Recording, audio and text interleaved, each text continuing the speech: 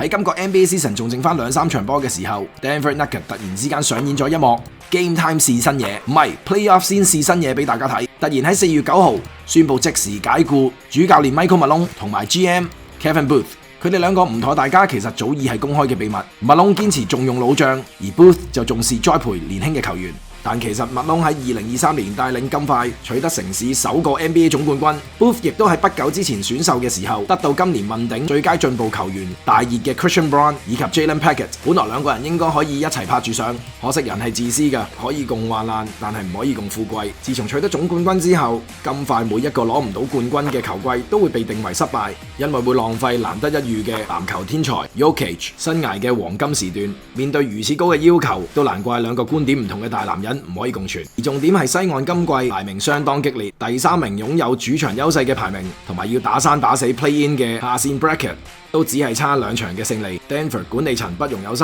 就係要呢一個球季就背水一戰，再次殺入 NBA 總決賽。消息指出 Jokic 之前其實已經被通知會有呢一個決定，但係睇嚟佢對呢一個決定冇乜意義，唔知佢係因為對內部調升嘅 David Edelman 有信心，定係佢想提早返家鄉玩馬仔呢？相信大家好快就知道。